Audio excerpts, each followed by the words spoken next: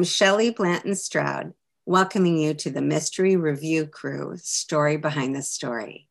Lou Kemp is a California-born author who now lives in the Pacific Northwest with her family and a herd of cats.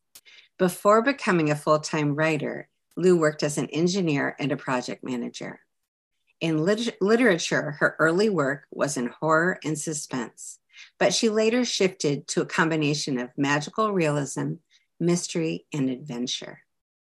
Lou's writing process involves almost no planning, and she finds inspiration from atmospheric music, with Pearl Jam's Black being a favorite. Lou has earned recognition publishing short stories in many anthologies, including Seattle Noir and Crimes by Moonlight.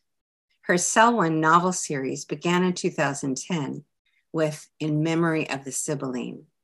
The series will be reissued by Four Horsemen, with the remaining books debuting in 2023. On the side, Lou quilts for charity and edits for other authors on a pro bono basis. Welcome, Lou. Thank you for having me. Well, let's get right down to it with some questions. First of all, could you tell us about your path to writing and to publication? How did you get from being a project manager and engineer to becoming an author of these books? I would say it's a lot longer than that. I've been writing since my 20s and basically in between working. And I started out in small presses, and after that graduated to the anthologies. And it was during the time frame when I left the Horror Writers of America to sign up with the Mystery Writers of America. And I was in several of their anthologies and used that on my query letters to go toward a publisher and toward an agent.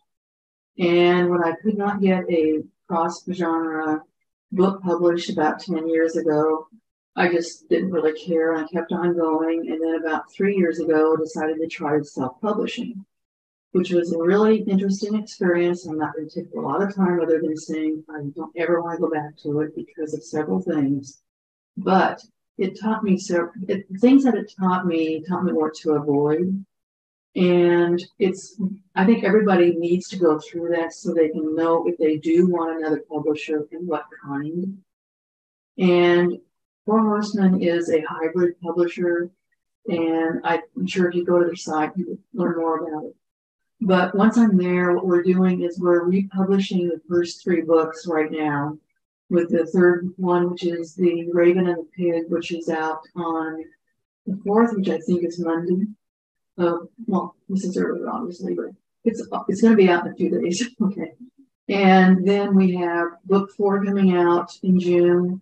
I have a companion book, which is called The Sea of the Vanities, which will be out, I think, a little bit after that. I'm sure I have to check. And to get to this point, like I say, I had to go through the self-publishing angle, but I also looked for agents, and I've gone through all of the steps. And I think it's a hard world out there, but if you're persistent, it happens. You know, you're echoing what a lot of writers have said to me before. You mentioned, of course, that you've gone through a learning curve while going through all these steps. And I'm wondering, what about self-publishing did not dovetail with your way of working? I'm just thinking, in case someone's considering that, what they could learn from your experience. I can tell you point blank that even after you get it uploaded and ready to go, unless you have 4 or 5 hours a day to publicize it on social media, it'll go nowhere. So you have to have the time, or the person that you paid or person that will do it pro bono to advertise it for you, or you will not have any sales. It could be the greatest book in the world, but nobody will know it's there because there's thousands of books just like yours looking like it, not necessarily written like it. So that's the best I can say. Is if you need anything, you needs a social media presence. But as a self-publisher self-publishing author, you really need to be able to do that much advertising. And that wasn't a fit with who you are and how you wanted to spend your time. I hate it. I really hate social media. And I don't mind visiting, but I don't want to have to work there. Got it. Got it. I bet you're not the only writer who feels that way. Yeah, you're probably true. Can you tell us a little bit about your Selwyn series and the upcoming companion books? All right. The series, like you said earlier, was born of short stories in the Mystery Writers of America yearly anthologies. I had 2 stories in them. One was A Memory of the Sibling, and then The Crimes by Moonlight, which was edited by Charlene Harris, who wrote the True Blood series. That was when Selwyn solidified in my mind, and I got the idea for the series. And then after that, I put him into the more recent, a few years ago, Odd Partners, Mystery Writers of America anthology that Anne Perry edited. And I used that story as the first few pages of the first book of the series.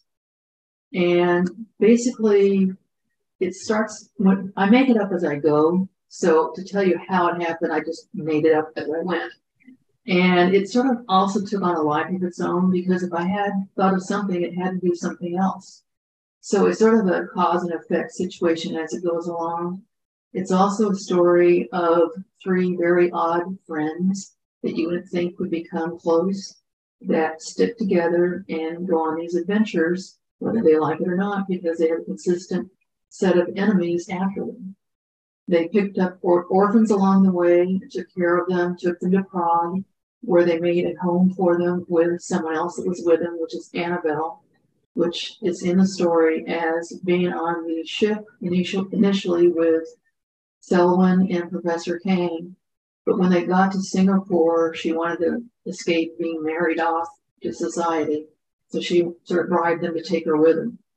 And she went all the way to Prague. Along the way, she met the love of her life. So they eventually marry and stay in Prague. The orphans, which they're in their early teens right now, are in Prague. And as the 3 adventurers go in and out of their lives, they're very much a part of it.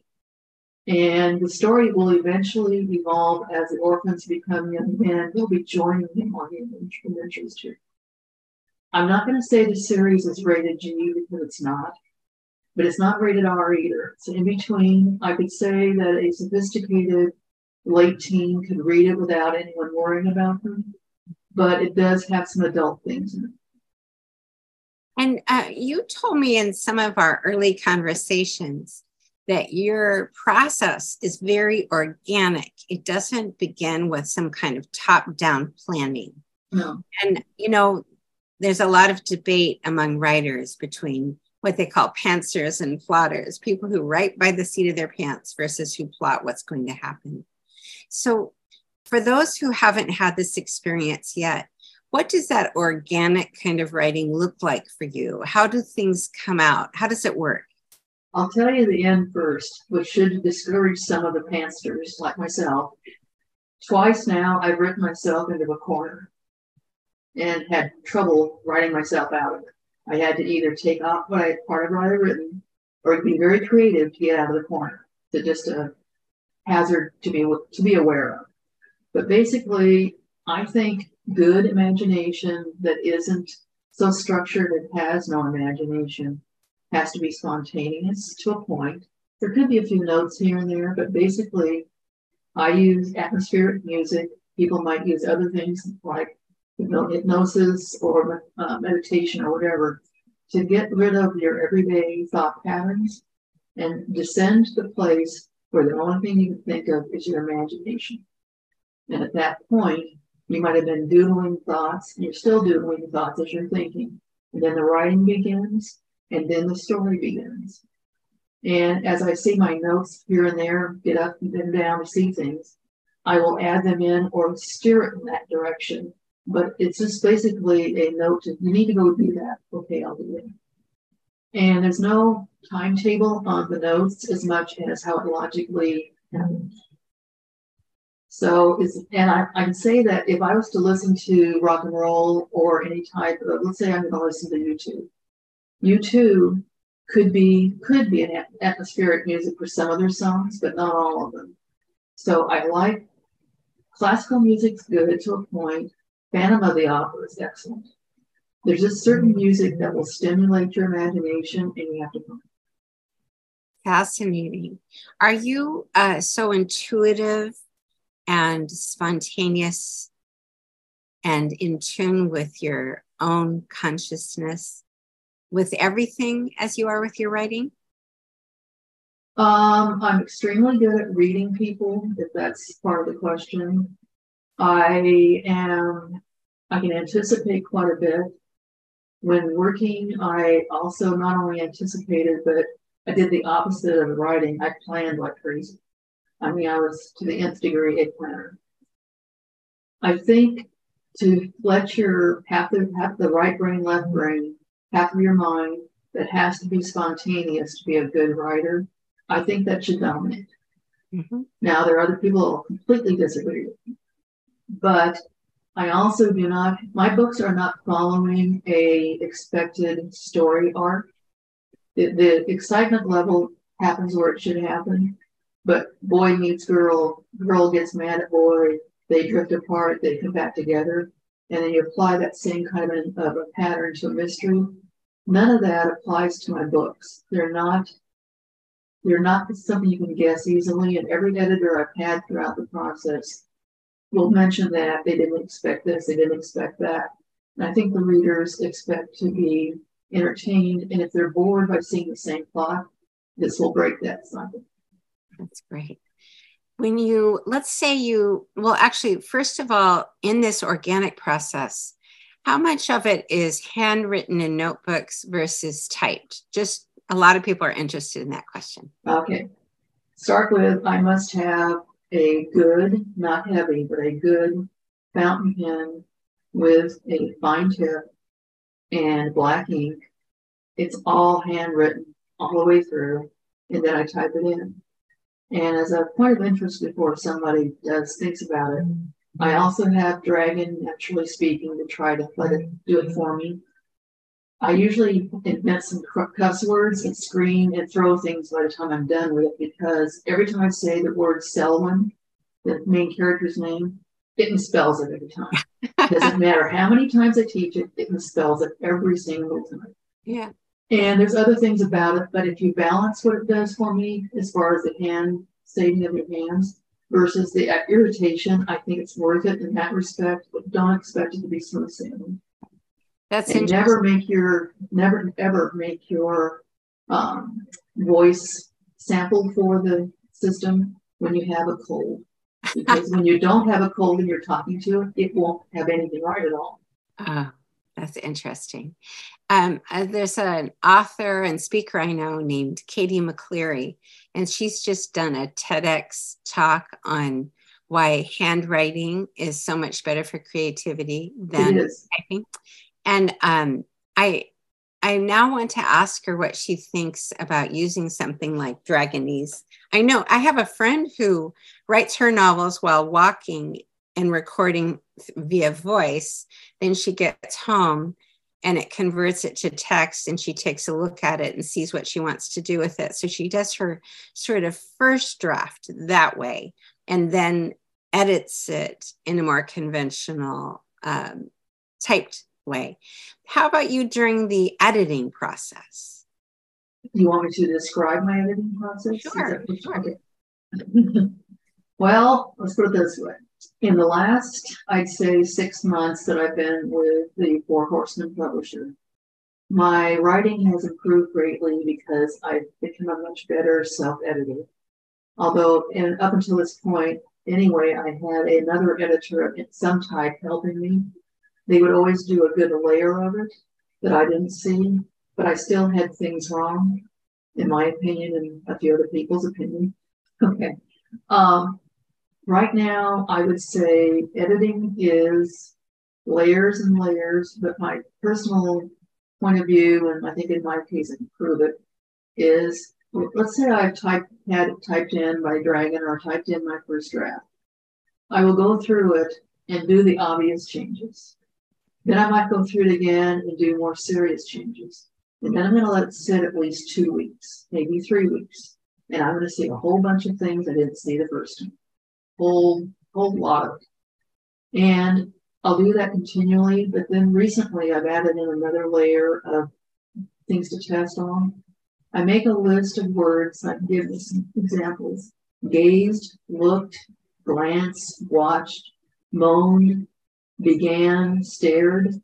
I take one of those as a control find and see how many times I used it. And if you hover over the list, you see what page you used it on. And if I see the page is not far enough apart between the two times I use the word gazed, I'll go change one. And it really helps. It saves me a lot of time to find them and know that I did it. Because sometimes, if it sounds poetic as it reads, you think it needs to be there. But on an editing standpoint, you don't want the word gazed on the same page. But anyway, right now I'm at about 15, 20 words that I look up on a control find and find them and see if I can leave them or change them. And you know what the hardest one is to move around? Any version of looked or gazed is hard because sometimes it is a gaze. Sometimes you look, you check. It's a variety that has to fit. And what if it fits in the same page? You got a problem.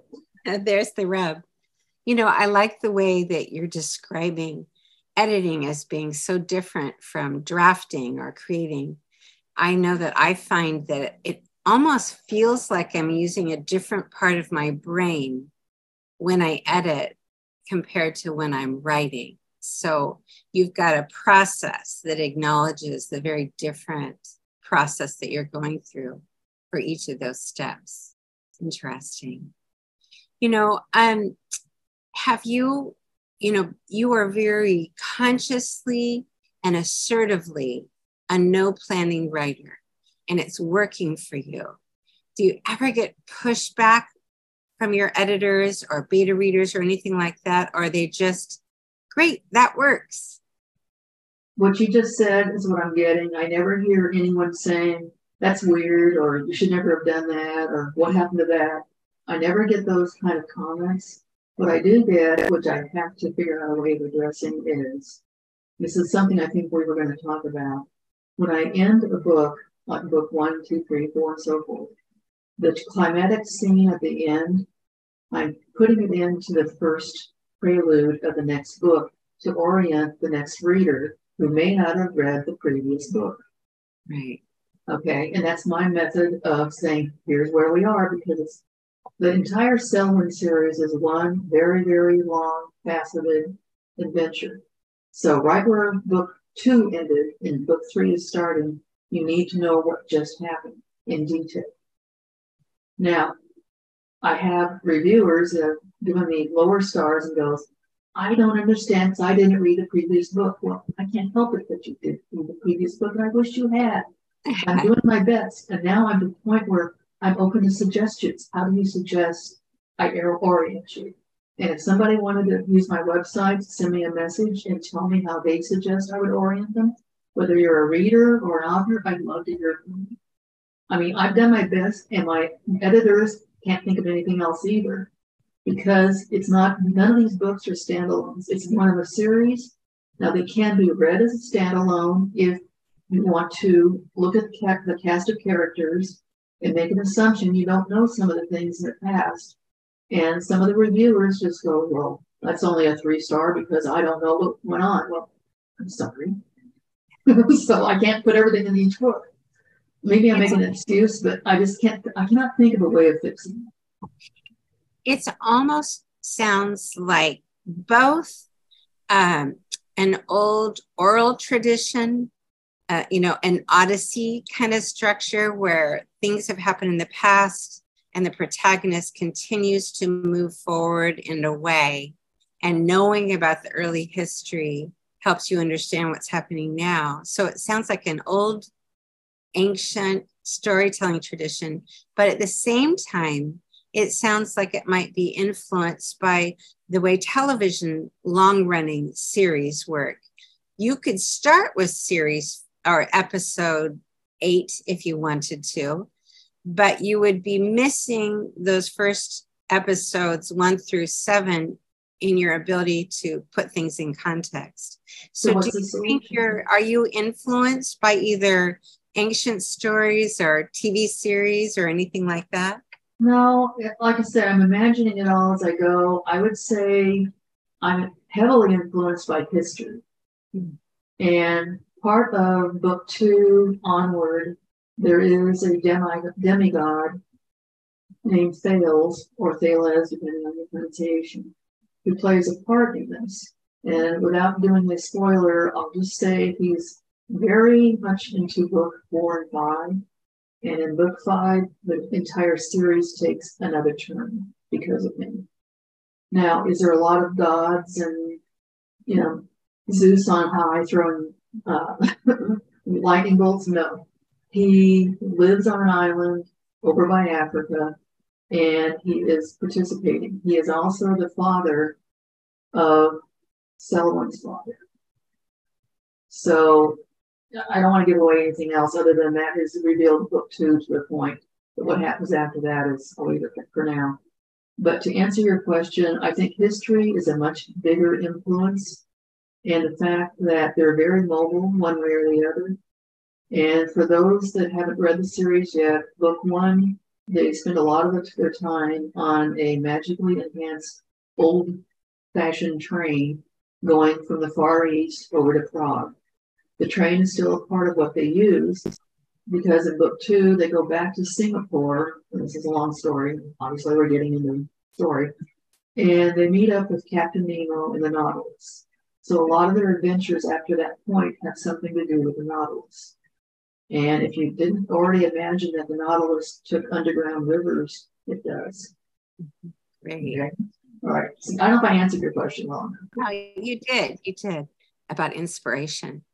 I'm wondering about, you mentioned in our earlier online talks that your books are unique in the way they combine genres. And we're here having a conversation with a mystery review crew. But I want to give you a chance to explain about the relationship of genres within your books. Okay. If I'm going to give you a percentage of what genres appear, I'll say the lightest genre in my series is romance. There is some here and there. Selwyn has lost the love of his life to a vampire. You don't see the scene, but it happened. And he's currently, in the later books, has a new love of his life. And I'll just say that mystery is heavy influence throughout the series, but it's not a whodunit in a locked room. Mm-hmm. It's a who's after the mysteries. It's a who has done this deed. And they do find that they lose their quarters on their train to being murdered quite a bit by people that don't like them. But it's a matter of, it's not going to be a cozy mystery, although there's cozy elements within the train and within the Nautilus. There's a cozy thread through it all. But it's more likely you would call it an action mystery than you would call it a true mystery. And the other elements, the steampunk and the magical realism, are the stars of the show. The adventure is right close to that with it.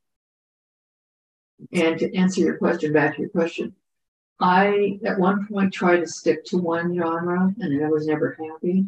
Got agent after agent telling me they couldn't sell books that weren't a straight mystery or weren't a straight romance or whatever. And I just said, I don't care. But it's a matter of the genres being so many of them in there. To me, makes the book, it fits the way it's written, and it fits what goes on. That's great. And many different writers approach this question from a different point of view.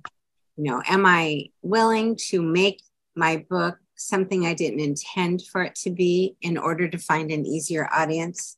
Or is it more important to me to write what I want to write, whether or not there's an existing audience for it, or am I trying to create the audience for it? I'd like to think that I'm creating the audience, and I'm strongly in favor of not changing. But if I had someone that could show me not a big change that would bring a change to an audience, I'm very willing to try it if it fits the story. I can't make the story fit it as easily, but if I can, I would. But if it's another layer of another genre, which maybe you can help with one to try out with the question, I could try it. And when I say there's very little romance, the romance between Professor Kang and his mortal everyday wife is very romantic. But you don't, well, another thing, there is romance in the sense that Bartholomew, he was a widower, and he's part of his three friends. He's had a crazy woman fall in love with him. He's now, in book 5, found another person he is very interested in, and she is on her way to Bombay, the other direction from where they're going. So it just keeps on changing. He's a romance in the sense of it's not fulfilled, but it's there. So I would just say, I can't think of a genre. Oh, I can tell you one. Sci-fi is not in it. However, as the books progress, you'll hear the flying machine, which is the precursor to the Wright brothers, is something that they're building. And Nemo is very interested in space. I'll leave it at that. Okay. Lou, one final question. I'm wondering if you envision a particular audience. Like, I've heard the phrase used before, your ideal reader. Do you envision an ideal reader, or is that ideal reader you? Excuse me. Okay, an ideal reader to me is someone who loves mystery, loves magic, and is willing to try other genres. And I've had someone say, I don't read anything about vampires. And there are some vampires that appear as bad vampires initially, and there may be some in the future. But right now in books 3, 4, 5, and going to probably be 6, there's a few vampires that have been befriended by Nemo and Selwyn and company and participate in the adventures. The reader doesn't see anything gory from the vampires, but they're still vampires. And part of the underlying humor that runs along is for Bartholomew, the superstitious one of the group, who sees something that the vampires are doing, nothing gory, but he sees something they're doing and he just sort of rolls his eyes and tries not to faint. So that's part of what goes along with it. There's humor here and there between all of the main characters, but the gore that happens in the horror genre, for instance, is not heavy, and it's always appropriate to what happened. And it's not thrown in there just to be thrown in there. To answer back to your question, I really think my audience is going to be a longtime reader that loves magic and steampunk in the Elizabethan period. Those are going to be most likely the readers. The trends on analytics are showing that 20-something males are liking my series. I don't know why. I haven't figured that out yet, but I'm very happy that I don't know why. And like I say, I am not bored with mysteries, but mysteries right now have to really grab me. And I want to have the mystery that is in my books, which isn't a straight mystery. I want it to be an enhancement. Beautiful. I love that. Lou, it's been so nice talking to you. Thanks for joining us today at the Mystery. Thank you for having me. Bye-bye.